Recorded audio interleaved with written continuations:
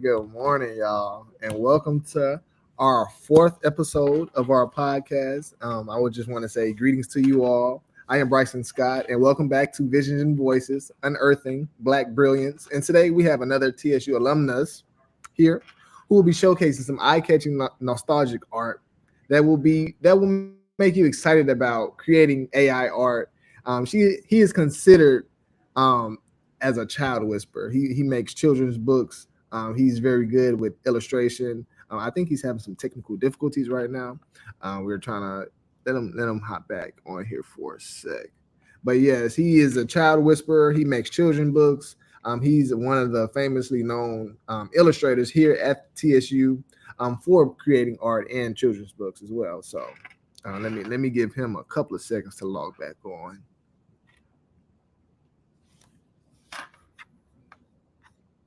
There we go.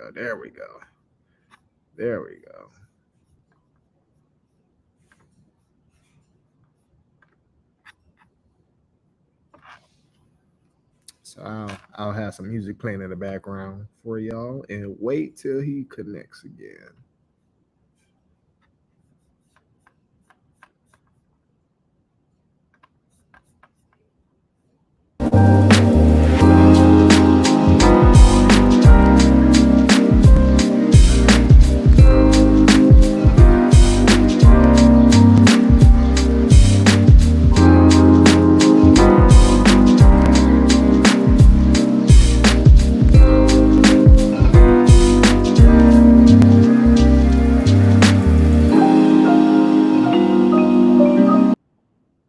All right, so our exhibit that we're having is on Friday, March the 1st. It starts from 2 and it will end at 6. And you'll be live with the artists here, not only myself, but with our other feature artists as well. So we would have Dr. Ramon Wiggins in the building. We'll have myself in the building. We'll have Eula Todd in the building. We'll have Denise Malloy, Dr. Denise Malloy in the building. And we'll have Dr. McBride in the building. And just to give you like a preview of what they're doing, their purpose and their cause, and just to have you like connect with them instantaneously, in real and in the flesh. And so what we're trying to do is we're trying to create a functional art gallery. We'll have food, we'll have beverages there, and it'll just be great vibes, good vibes. Come out, support, view the art. We are having a drawing as well. Um, yeah, he's having internet connectivity issues, so let me see. But come out, support. We will have food. We will have beverages out there. We have a raffle for you to win a piece of artwork from each of us. So I want to get you in there. We can wait if we need to restart. Okay. Yeah. So stay put. We'll be right back. Sorry for the technical difficulties. You know, technology has a mind of its own, y'all. Y'all know this. But we finna get it together. So I'll be right back. Let me hop on another dock for a sec, and then we'll be up and live and ready again. Thank you.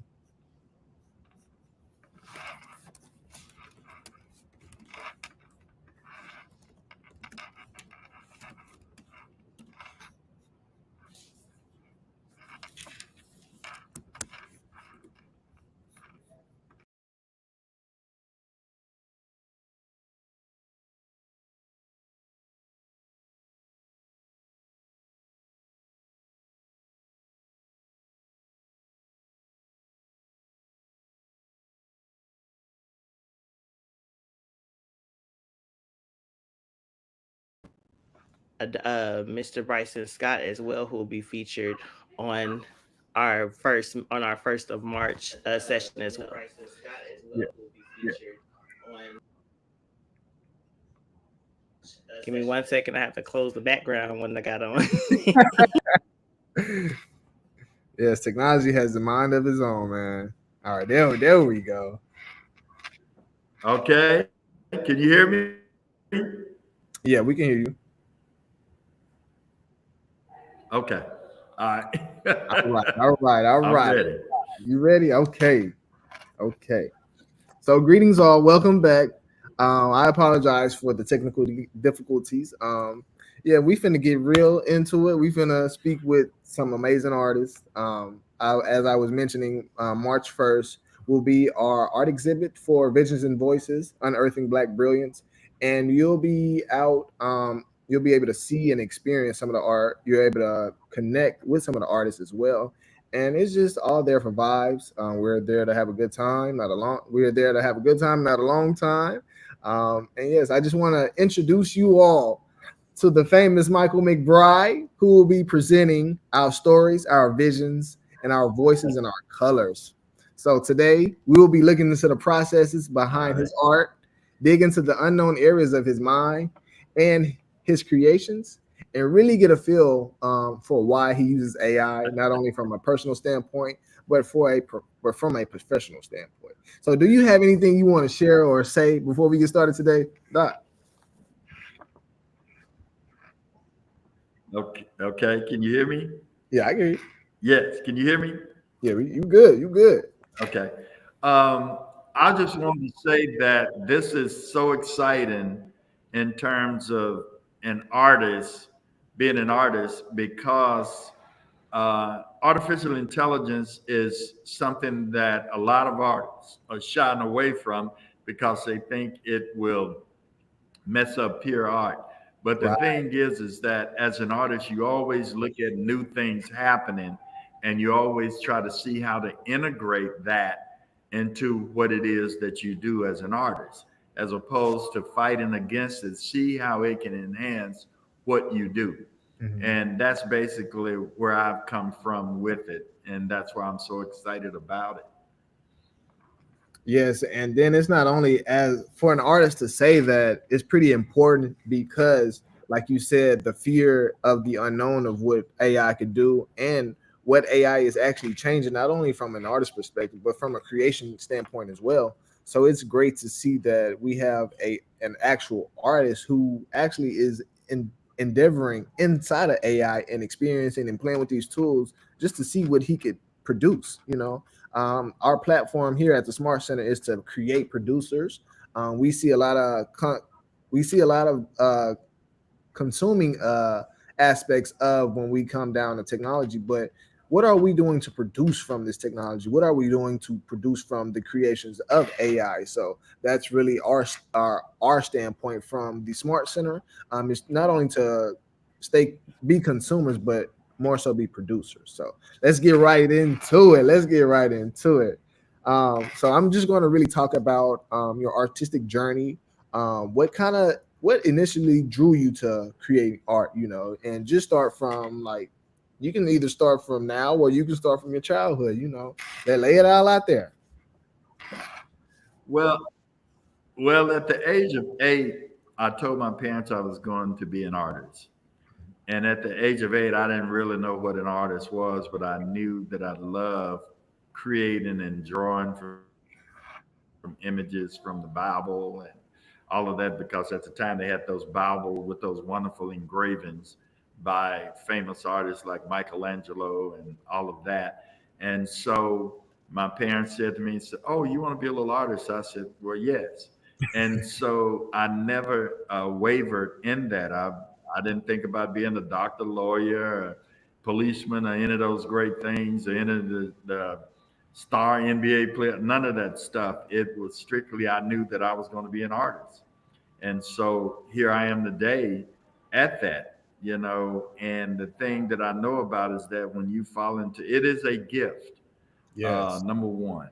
And when you understand that it's a gift, that you're blessed with this gift, then you move forward with that. And when you move forward with your gift, things begin to happen for you.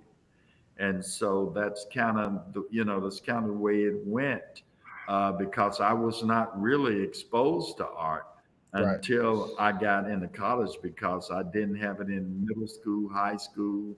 I'd never been in a museum, a gallery. I hadn't ever seen a real painting, Mhm. until my freshman year of college and when I was studying art. So I just consumed myself with all of that as I am today.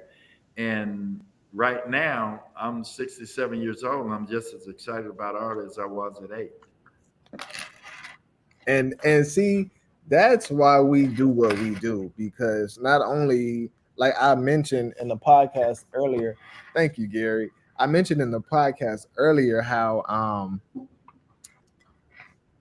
earlier in the episodes how we connect back to our childhood. And it's like we never get old. We honestly, we get younger as we explore through our creativity and our innovation through us progressing in life. So yes, that you hit on something very significant, because not only are you giving the older generation an escape, but you're maintaining that essence, that nostalgic essence of always being a child. So yeah, that aligns perfectly well. How has Yeah, your style absolutely. evolved? Or can you hear me? Oh, okay. How has your My style evolved? style, Yeah. uh, okay. So how it has evolved is that when you're constantly uh,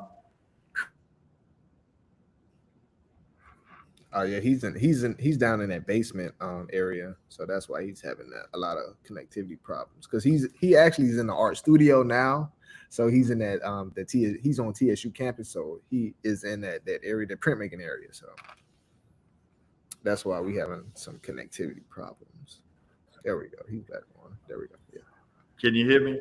Yeah. Yeah. You. Yeah. As I was saying, is that constantly when you're doing things that are constant characteristics of your work, in terms of movement, in terms of line, in terms of a lot of different things, so people can actually look and go, "Oh yeah," even before they see my signature, they can go, "Oh yeah, that looks like a McBride," Mhm. because there are certain things that are in there that that develop, not things that you try to do, but it's just the way you see things and the way you do things.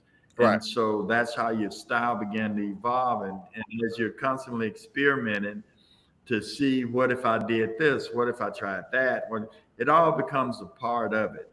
And then you don't have to think about it. You Right. just do what you You do, do it. you Yeah. know, and that's really how it has evolved. Mhm. Just like Nike, just do it. And you brought up like a very key point I was gonna ask you too, about experimentation. How important is experimentation in your work or like just in your vision?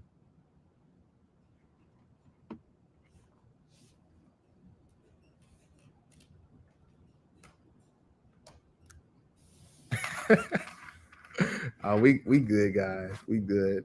You know, the internet, and then AT&T just had a power outage, so we still might be in the midst of all that.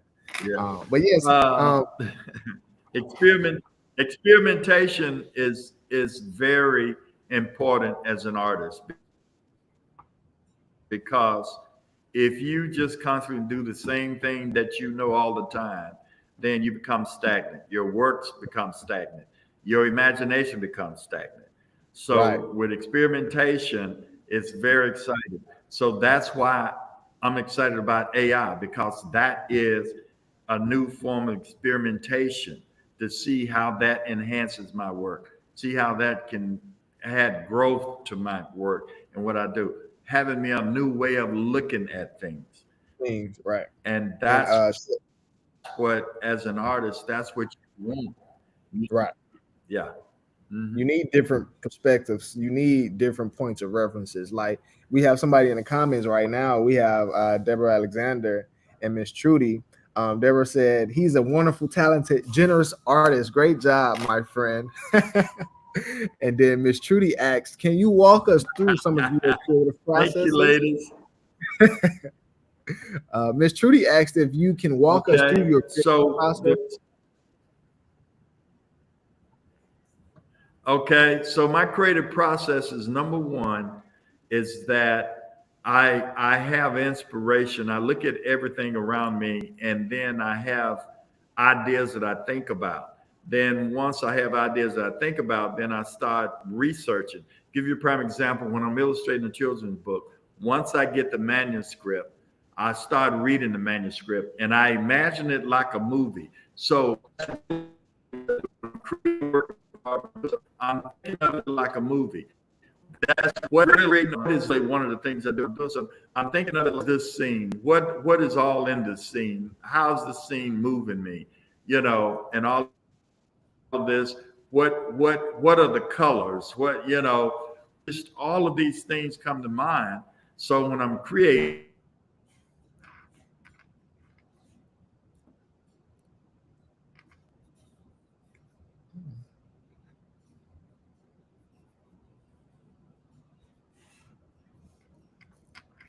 Give it just a sec. Just a sec. Be patient with me, y'all. Be patient with me.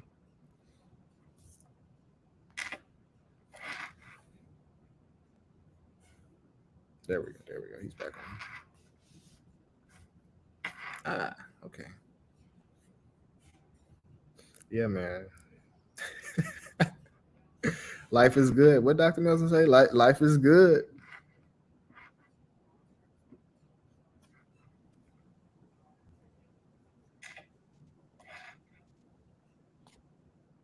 Life is good.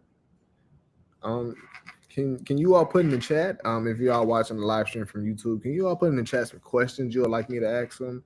I know he's down in that basement area because I used to go down there, so I know it's like a lot of technical difficulties down there. So I know, so I'm just giving him some grace. Just letting him pop in and pop back on. But yes, can you put some comments in the chat, with some questions in the chat that y'all would like me to ask them, just so we could be ahead of the curve.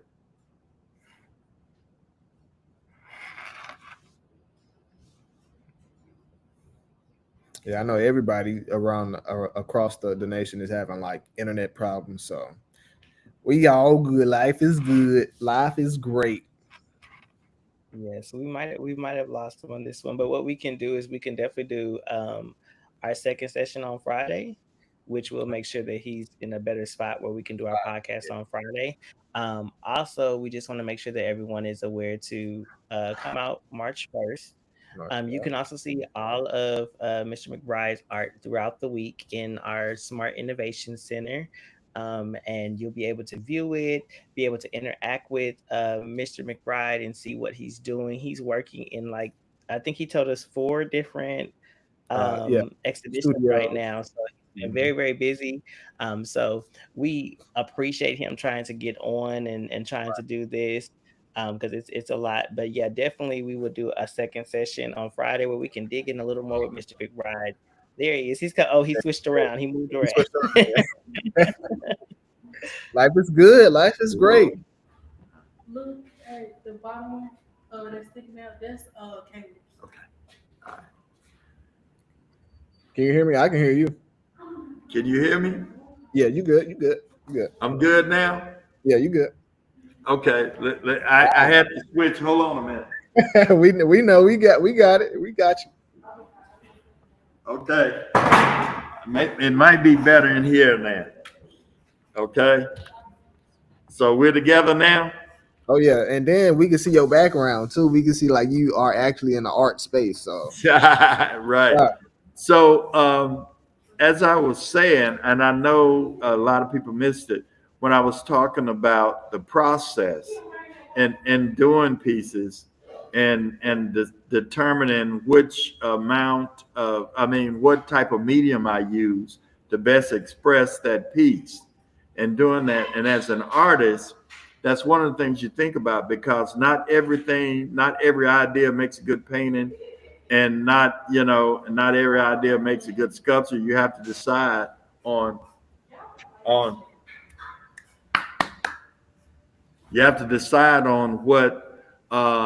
what is the best medium to really get your point across. And so that's one of the things that when I'm talking to students, they can come a lot of times and say, oh, this is what I want to do in a painting. And I will say, well, you need to think about that. Is that going to present it in the best way in doing that? So the images that are being shown are the images that I created. I used Midjourney and I used Leonardo and getting those images. And what I normally do, the way I use AI, which is that instead of me having to go to Google, anything like that, I write in the prompt exactly what I'm envisioning in my mind. And as I was telling Marcus and Bryson earlier, when we were just kind of having conversation, I said, because of the artist, because of my imagination, I overwork Midjourney. They can't do some of the things I say, and that's what I have found out. Because my mind is so, as an artist, that's what's so great about it. As an artist, you're so creative and you think about it. And so when I put it in there, exactly what I'm thinking, all the way down to the detail, and they do the best they can. So I end up prompting, getting many different versions of things, and then I pull from something from each one of the versions to get exactly what I was seeing in my mind and thinking about in my mind. In case in point, you brought up something good, because AI does have limitations as well. It's not your superhero. It doesn't just create anything that you wanted to create. It does have limitations as well. So, and as an artist, that's our job. Is to be more specific in what we're asking for. Not be so. I don't want to say be so creative, but kind of like make sure our creativeness is in alignment with the AI tools that we're using, so that we can get the best product out of it. So because one of the things that I found is that AI hasn't quite been able to get human hands, to that point. And you sometimes see 3 fingers, 5 fingers, and a hand and a wrist the wrong way, and you get that. And then also with animals are the same thing, animals and humans and all of that. So that's one of the things I've been doing, experimenting and seeing exactly what it'll get me and prompt it, each time. See once you prompt it, just hit recreate, just to see what it does in that. And also what's so good about it too for me as an artist is that, like I was saying earlier, is that I don't have to do as much sketching. It cuts down on the time of sketching and ideas that I have in my brain. Other than that, prior to that, I would be sketching out all of these ideas, in my brain. So, yeah, it's figuring out how to make it work with what it is that you do as an artist. And that's all it is. You don't fight it. You just figure out what parts of it, how to make it work. And then it also adds the education standpoint into that as well. Yeah. Because not only are you just creating art, but you're becoming a critical and computational thinker, right? Oh, you're absolutely. utilizing this AI tool. You're breaking down what do you need out of this tool so you can get the product that you want. Exactly. You're recognizing what you can and what you cannot do. You're recognizing that pattern. So you're abstracting that. You're doing abstraction. And then you're creating something, you're creating a function to where, I have this step-by-step pathway that I can do this each time and get something different or something new each time. Right. And it's creating the algorithmic function. And that's where the education standpoint comes in. Oh, absolutely. Absolutely. I mean, I'm so fascinated by, and I guess because as an artist, you should always be fascinated about something new and something different. And that's the way I am. I've always been that way. It's that always looking for new challenges, always, in art. And what if I try this? I never tried this before. Let me see, right. Experimentation. And that's kind of what AI is doing for me. It's giving me another way of experimenting, Right. Mm-hmm. Amazing. Yeah. We have a question here from Miss Trudy. Can you share some memorable or challenging experiences you had as an artist? Well, I tell you. So my memorable experience. So let me say this. So back in mid-70s when Good Times first came out, I saw Ernie Barnes's work. JJ was supposed to be an artist. I'm looking at the painting, and I said, one day I want to have my art on TV. Well, I manifested it that one day I just knew I would have my art on TV. So my art, was on Living Single, Jamie Foxx show, the Wayans Brothers show. It was in movies. All of that. And that's one of the things. So one of the biggest challenges in art was, how do I make it successful? What are the moves I need to make? Well, one of the things I learned is that you have to understand the world of business and marketing. Mm-hmm. Okay. Now that was the challenge. And learning how to write. That was one of the biggest challenges, learning how to write about what it is that I do or write about my work, and I can talk about it, but writing about it is a whole different matter. And I learned to do that. So those have been the most challenging things. And it's, as far as anything else, I would say those, as far as making a living and doing that with it, as it being a part of my life, that wasn't necessarily a challenge, but you learn patience, patience and persistence. You can't stop because something is not selling, because things are not going right, because that's what you got in art for in the beginning, just based on selling and based on things not going right, then you didn't need to be an artist.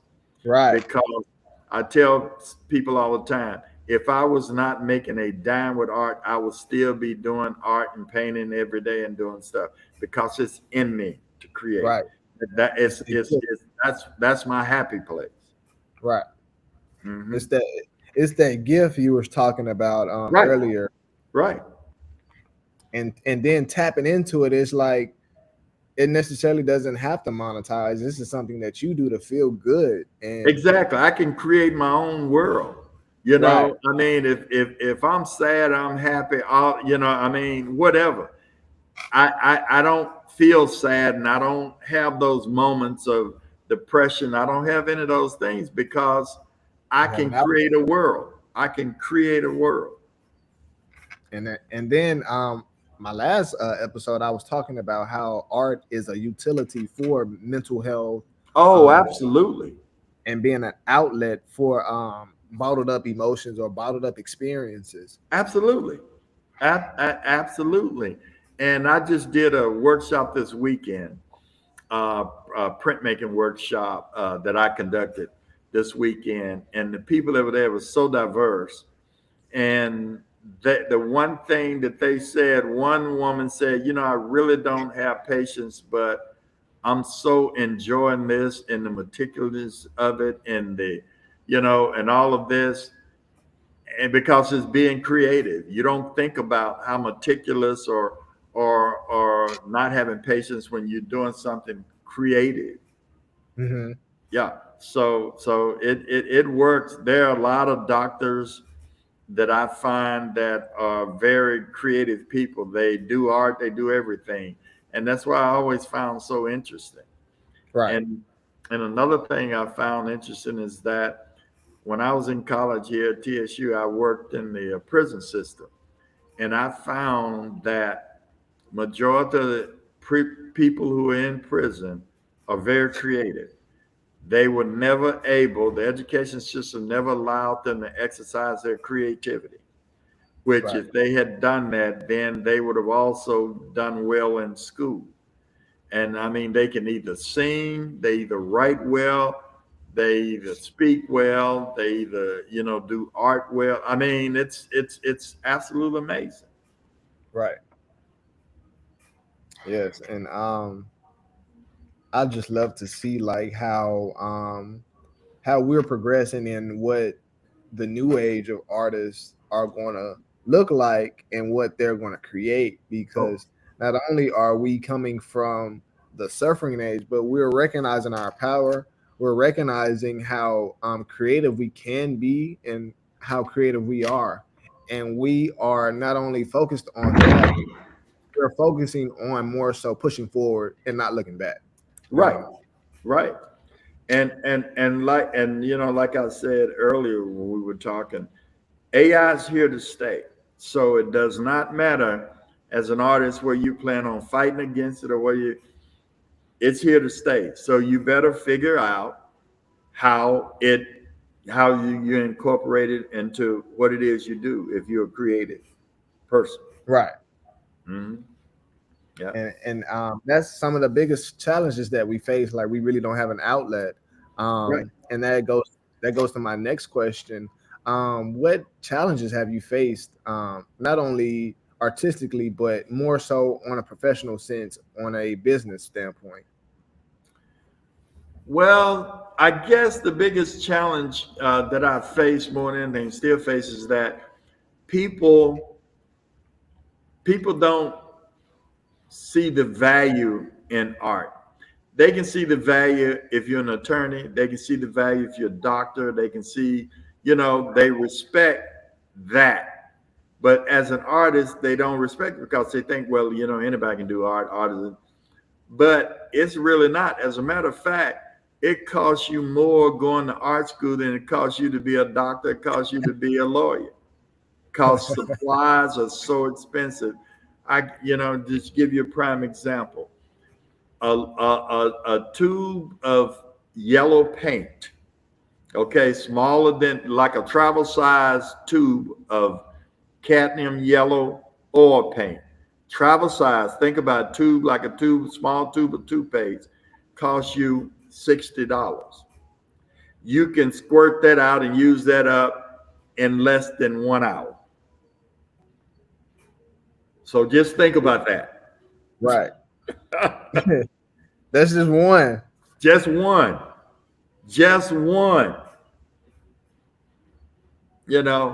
Extremely. And this is cheap paint, not the expensive paint. Cheap paint. Yeah.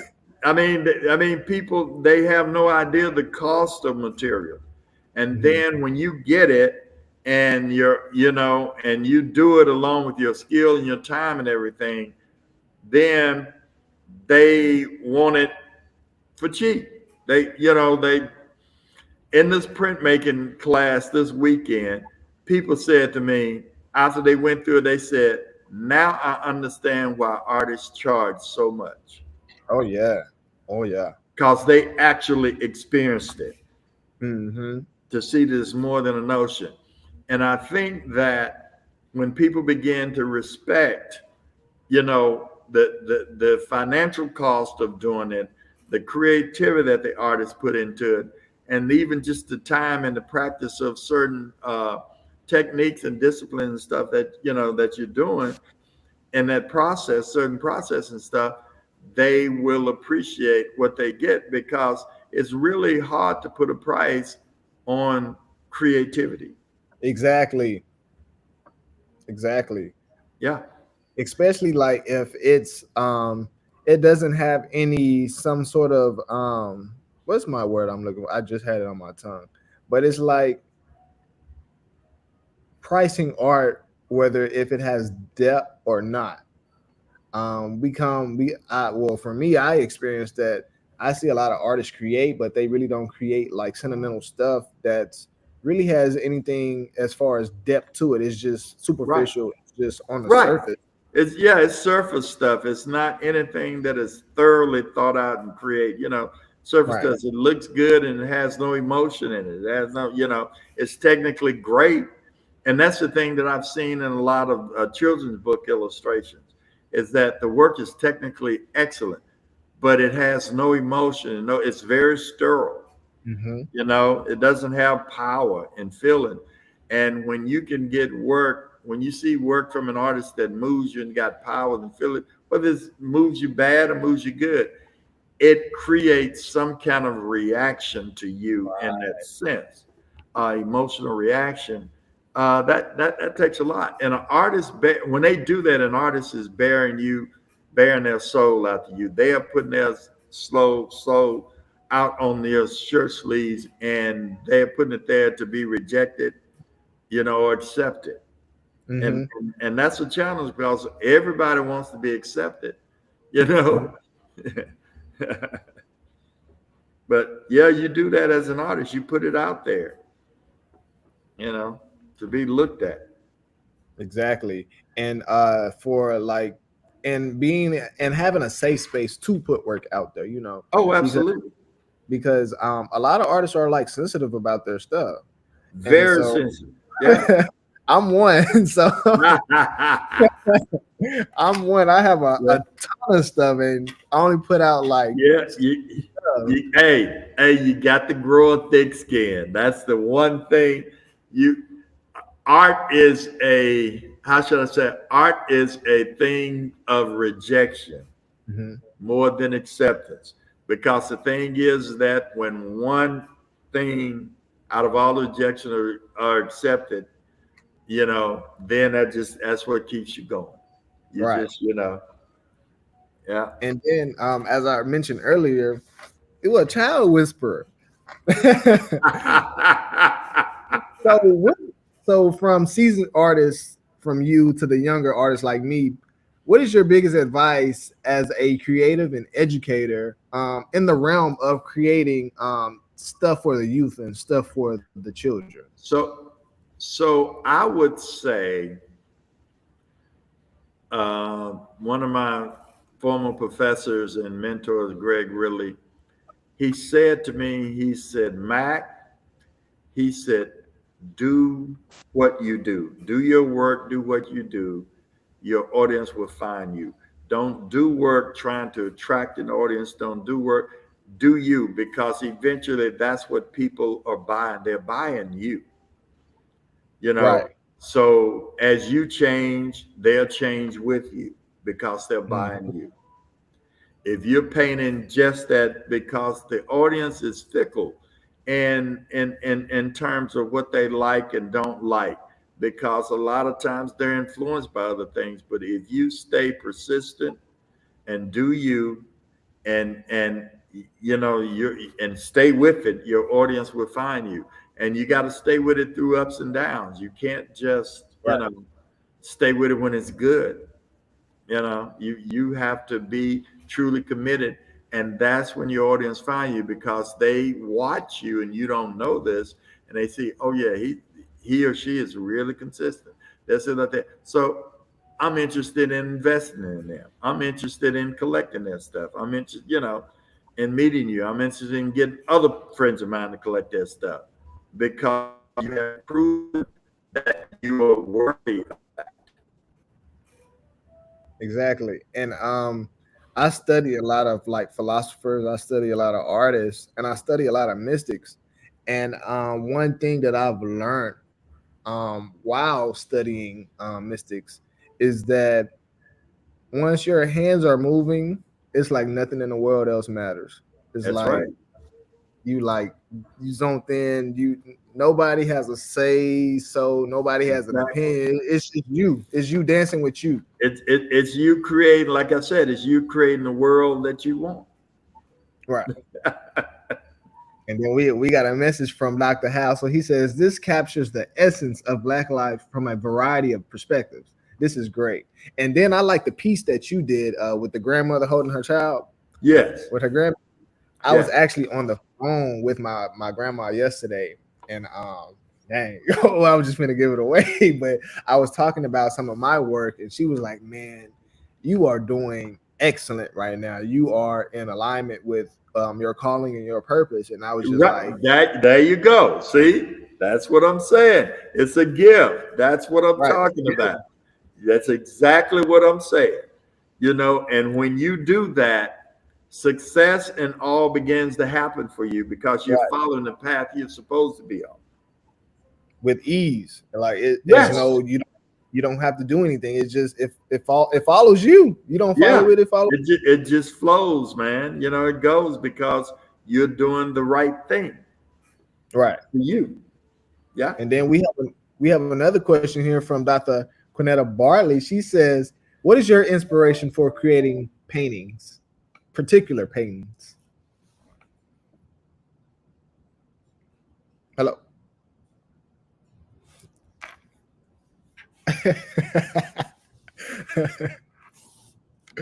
Oh man, we going good too, Lord. He was in there. He probably got to come back on. Give him a little bit of time. And I thank y'all for just supporting us, supporting what we do, um, as a whole and as a collective, because this is a great space. And I plan on doing more of these. I ain't even gonna cap to y'all. I plan on doing more of these. I plan on having some students here as well. I want to get more faculty and staff involved, but I really want to focus into what the students are creating here on campus and see like what's going on in their minds and seeing what's going on within their lives. And basically they're giving me just them giving me their human narrative or giving me their human perspectives on life and what they're able to create out of those moments. Something very subjective, nothing too much too on a surface level. This podcast is really signifying like what we can do and where we're going as Black people and Black creatives. And it's great that we have the older generation who's like pushing for this. It's like they're kids again. Like they it's like they never get old. So it's great to have this sort of community and this communion to share and to actually give the younger generation some hope and some positive outlooks on what they could do. Not only like in a podcast sense. I'm sorry, I'm talking to my audience right now. I'm back. Okay, I'm back. I apologize. I'm back. So what was the question? What is your inspiration for creating a particular piece? Well, what it is that it's, as an artist, you should be open to all the nuances around you. I mean, everything from the way things smell, the way things look, people you see, music, I mean, how you're feeling and all of that. And so what happened, it can be the simplest of things that trigger an idea. Yeah. I mean, Yes. Right. I this to give you a prime example. I have been sitting outside and I see an ant crawl. And from that, I think about now how are lifting a piece of bread. And I'm going like, how can something that small lift something that big? That starts triggering an idea about not the size of something, but the power of something. You know, and how did God create this thing to lift something 20 times its size? And it's not muscular. It's not, and how we think of strength in terms of size. You see what I'm saying? So it can be insignificant things. I can be driving and I might smell a smell. I could be driving and I might look over and see somebody and just see the way their hairstyle, or I mean, it's you're just open to everything around you. Right. And when you open to everything around you, ideas and stuff comes from some of the strangest. I mean, you just wouldn't believe. So when you talk about inspiration, inspiration is basically everything around me. You right. And then to even further your inspiration, note take it, write it down, because ideas they come and go. It's so funny. I had Dr. Earl Hooks at Fisk, who was another one of my mentors. We were on a trip together once, and we were walking because he was a wonderful photographer, wonderful artist.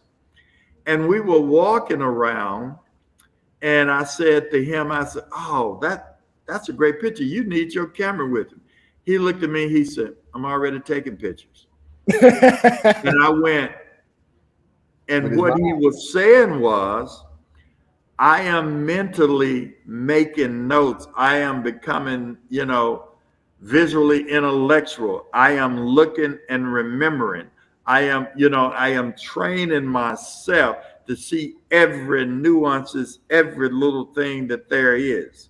Right. So that helped me, but that started long before he said that, because I tell students, I say, you can tell me, I say, I can draw anything. I don't have to look at anything to draw. You can tell me draw an anteater. I can draw an anteater and don't even have to look at one. I can draw an ant. I can draw a bug. I can draw a fly. That's because I have trained what Earl Hooks says. I'm taking pictures. I have trained my brain and my eye to capture all the essence of every little thing. Right. Yes. This is great. This is great. And before we wrap up, I'm going to share. I'm going to open up like some of the images, and I'm going to ask you a few questions on like, why did you create this? How? What tools did you use? Okay. So I'm gonna start off with this one right here because this is my favorite one. The grandma and her grandchild. This is my favorite one right here. Yeah, I like this. Okay. So this image was created out of AI, and I used it as a model for the book I was doing called S is for Sweetgrass, the Geechee Gullah Culture. And it's about the little boy when they arrived back to their grandma's home back down in South Carolina, coming from Chicago. He looked at his grandma and he said, "Grandma," he said, "tell me about my culture." He wanted to know about that, the whole that. And so I was typing in the prompt. On this one, I use Midjourney. And as I'm typing in the prompt. I'm typing in, like I said, a movie. This is a scene. A little boy with his grandmother, and they're gazing each other's eyes, and he, wants to talk to her, wants to do that. And so this is what the image gave me. And then what I did from that is that I changed the color of a dress. I even changed the little boy. I liked his pose and his position, but I changed his hair. I did a whole bunch of different things that I did in that way to create what I was envisioning more in my head, because like I said, I can get very precise and very detailed and everything. And that is, as you can see, I changed his clothes. You see what I'm saying? I still used a pose. I gave her a few more wrinkles than I wanted, and you know what I mean, than she had, and just that kind of thing. That's how I use it. That's how I make it work. As opposed to me going to Google and Googling mother, somebody else's images. These are mine. Right. This is my image. It's not pulled from any other images of anybody. It belongs to me. Right. And so, could you talk about your upcoming children's book that you're starting? Yes, as a matter of fact, they're out. As a matter of fact, I have a show that's going on right now in Monthaven Cultural Arts Center in Hendersonville. We had a book signing opening on the 17th of February. The three authors, one book is Essence for Seagrass, The Geechee Gullah Culture by Dr. Treva Gary, who used to be here at TSU. It's her book that she wrote. And then I have one by Jane Moore Waltrip, and it's about Helen LaFrance, who was a Harlem Renaissance naive artist, Black female. And then I have one called author Delphine Pierce from East St. Louis, whose grandson is autistic, and it's about her and her grandson. And so those three books are on display, a whole exhibition. And we had the book signing on the 17th. We probably had about 150, 200 people there for the book signing. Right. Yeah, and it was really great. So those books are out, and I'm working on two new books right now.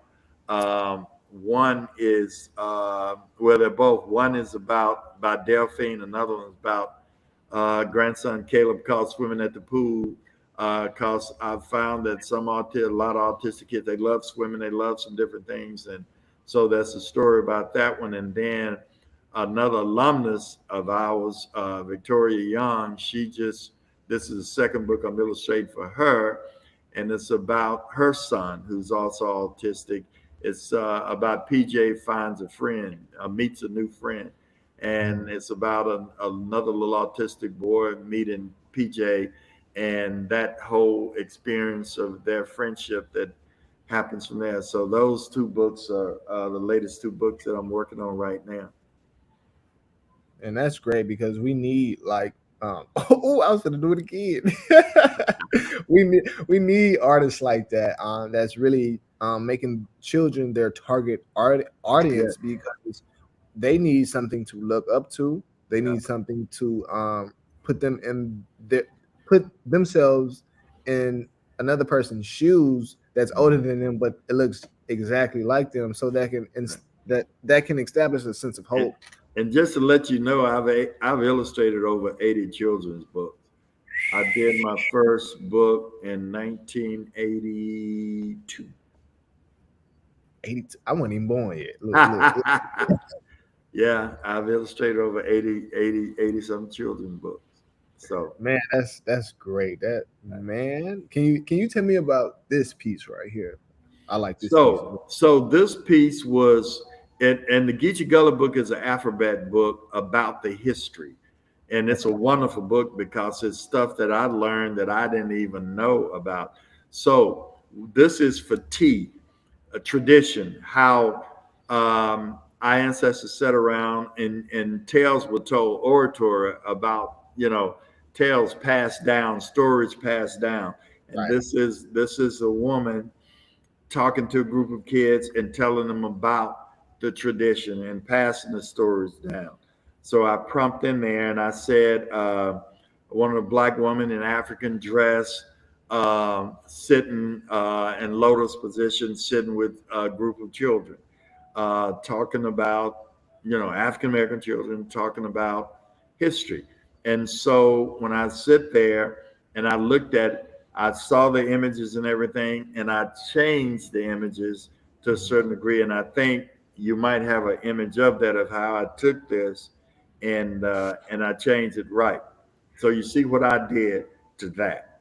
Right. Is utilizing it and changing it. And these are my models. Instead of me actually having real models and paying the money, what AI does for me is provide me with my models and my different things that I want. Right. Mm-hmm. And so before we wrap up, what is your message to new artists, older artists, and the overall of the general youth of creatives and generators? What is your message to them? Well, my message to them is to stay open, embrace the new. Don't forget the old, but embrace the new. See how to marriage it, and just stay creative. I mean, really, Right. just stay creative.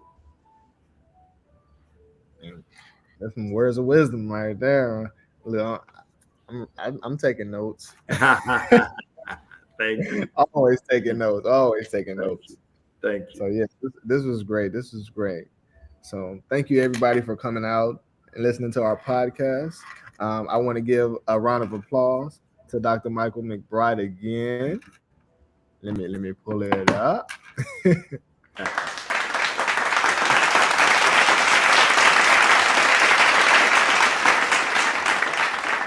And just for him being a great participant. All right, all right. All right. Yeah, just for him being a great participant and just believing in what we got going on and what we're trying to do as a whole. Like me and Marcus said, our art exhibit will be March the 1st to the 6th. Come out, have a good time. There will be food, there'll be beverages there. And come out and look at some art pieces, connect with the artists, and actually see them in the flesh. So thank you so much. And we'll see y'all.